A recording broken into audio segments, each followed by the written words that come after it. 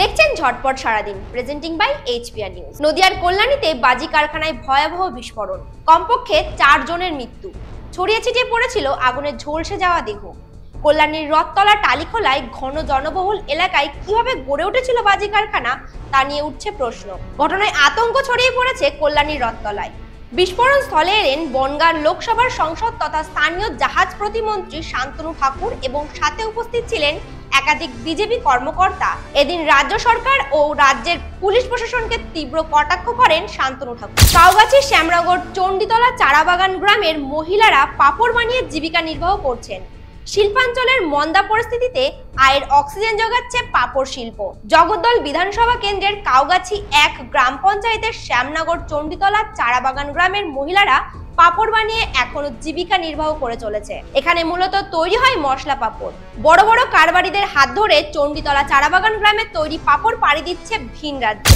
ব্যারাকপুর থেকে ফের গুন্ডারাজ খতমের হুঁশিয়ারি দিলেন তৃণমূল সাংসদ পার্থ ভৌমিক। গত 31শে জানুয়ারি নৈহাটিতে খুন হন তৃণমূল কর্মী সন্তোষ যাদব। সেই খুনের ঘটনায় প্রাক্তন সাংসদ অর্জুন সিংকেই নিশানা করেন বর্তমান সাংসদ পার্থ ভৌমিক থেকে শুরু করে বিধায়ক সনদ দে সহ শাসক দলীয় স্থানীয় নেতৃত্ব। শুক্রবার বিকেলে নৈহাটির নদিয়া জুট মিলের সামনে থেকে গৌরীপুর মীরাবাগান মাঠ পর্যন্ত মিছিল করে তৃণমূল কংগ্রেস। উক্ত মিছিলে উপস্থিত ছিলেন ব্যারাকপুরের সাংসদ পার্থ ভৌমিক সহ ব্যারাকপুর সংসদীয় ক্ষেত্রের বিধায়ক ও পুর প্রধানগণ। বর্ধমান মেডিকেল কলেজ অ্যান্ড হাসপাতালে প্রতিদিন কয়েক হাজার মানুষ চিকিৎসার জন্য আসে। বর্ধমান পৌরসভা তোলাবাজি এবং অপদার্থতার জন্য প্রতিদিন চিকিৎসা নিতে আসা রোগী এবং রোগীর পরিবারের মানুষদের হয়রানির মুখে পড়তে হয় বলে অভিযোগ। হকারদের দোকান ভেঙে দেওয়া হয় বর্ধমান পৌরসভার পক্ষ থেকে এবং তারপরে বলা হয় সেই দোকানগুলোকে পুনর্বাসন দেওয়া হবে। কিন্তু দীর্ঘদিন হয়ে গেলেও এখনো পর্যন্ত হকারদের নিয়ে পৌরসভার কোনো চিন্তা ভাবনাই নেই। এই হকারদের কাছ থেকে প্রতিদিন রোগী সহ রোগীর পরিবারের মানুষেরা বিভিন্ন পরিষেবা পায়, তাই তাদের বিভিন্ন সমস্যার সম্মুখীন হতে হচ্ছে। হকারদের দাবি, পুকুরের পাশে যে জায়গা আছে সেখানে দোকানঘর করে দেওয়া হোক, বিনিময়ে তারা কিছু টাকা দিতেও রাজি আছে। আরো অভিযোগ আছে, পাশের ওয়ার্ড থেকে আসা তৃণমূল নেতারা দাদাগিরি করে। তাদের কথাতেই হাসপাতালের সামনে সমস্ত কাজ হয়। হাসপাতালের 4 নম্বর গেটের সামনে অটো টোটোর দৌড়াতে রোগীর পরিবারের লোকেরা অতিষ্ঠ, কিন্তু সেখানে পৌরসভা এবং পুলিশ প্রশাসনের কোনো ব্যবস্থা নেওয়ার উদ্যোগ নেই, কারণ তারা নেতাদের লোক। এখন দেখার বিষয়, বর্ধমান পৌরসভা কি রোগীর পরিবারের স্বার্থে উদ্যোগী হবে? পথ দুর্ঘটনার কবলে 10ম শ্রেণীর স্কুল পড়ুয়া।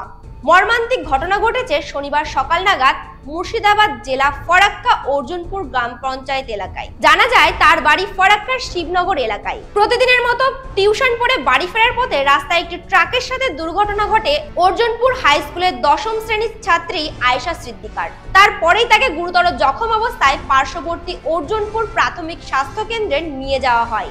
তার অবস্থা আশঙ্কাজনক হওয়ায় প্রাথমিক চিকিৎসার পরে অন্যত্র স্থানান্তর করা হয়।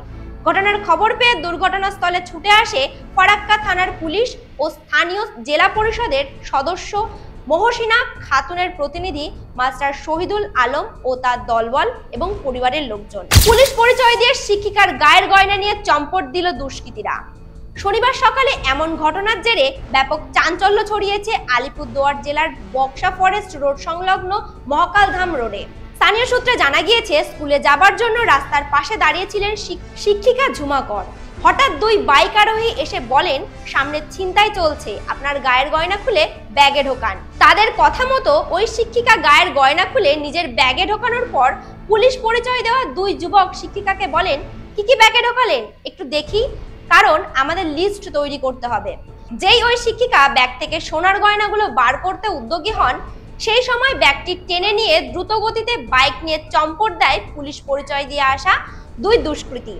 ঘটনার খবর ছড়িয়ে পড়তেই চাঞ্চল্য ছড়িয়ে পড়ে এলাকায়। ঘটনার তদন্ত শুরু করেছে পুলিশ।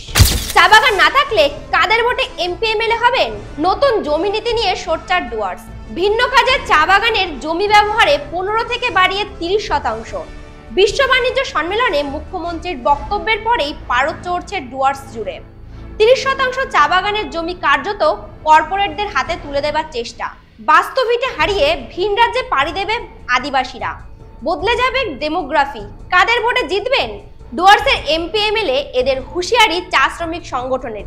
ঠিক এমনভাবে সদ্য সমাপ্ত বঙ্গ বাণিজ্য সম্মেলন মুখ্যমন্ত্রীর চা বাগানের জমি ব্যবহার সংক্রান্ত বক্তব্যের তীব্র বিরোধিতা করলেন পশ্চিমবঙ্গ চা বাগান মজদুর সমিতির কেন্দ্রীয় কমিটির সদস্য কৃষাণ খেরিয়া।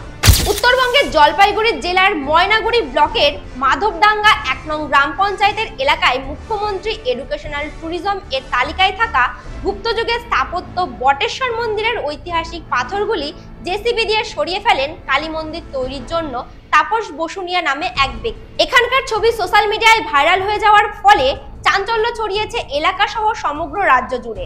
যদিও এ ব্যাপারে তাপস বসুনিয়া বলেন, বাবার স্বপ্ন আদেশ পেয়েছে, তাই তিনি এ কাজ করেছেন। অন্যদিকে ঘটনার খবর পাওয়া মাত্রই ঘটনাস্থলে আসেন ময়নাগুড়ির বিডিও প্রসেনজিৎ কুণ্ডু, ময়নাগুড়ি থানার আইসি সুবল ঘোষ, এলাকার উপপ্রধান পবিত্র রায় সহ অন্যান্যরা। ২৭ বছর বাদে দিল্লিতে এই প্রথম বিজেপি সরকার। খুশির ঝড় বাংলার নদিয়ার শান্তিপুরের রাজপথে গেরুয়া আবির উড়িয়ে সাধারণ মানুষকে মিষ্টিমুখ করিয়ে ভারতীয় জনতা পার্টির পদযাত্রা। উপস্থিত ছিলেন সংসদ জগন্নাথ সরকার, নদিয়া জেলার বিজেপি সম্পাদক স্বপন দাস, পৌরসভার ২ কাউন্সিলর সহ বিজেপির বিভিন্ন কর্মকর্তারা। নদিয়ার চাকদহে রাস্তার পাশে বাড়ির মধ্যে ঢুকে পড়ল ডাম্পার, মৃত্যু এক শিশুকন্যার।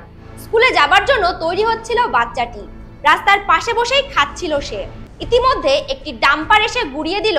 মৃত্যু হলো ৫ বছরের শিশুকন্যা প্রীতি ঘোষের। এলাকায় উত্তেজনা, বিক্ষোভ।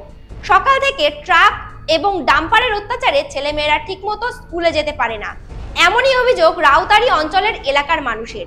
চাকদা থানার পুলিশ ও আধিকারিক এসে দেহটি উদ্ধার করে নিয়ে যায় এবং এলাকার মানুষের দাবি ডাম্পার ও ট্রাক নিয়ন্ত্রণে আনতে হবে।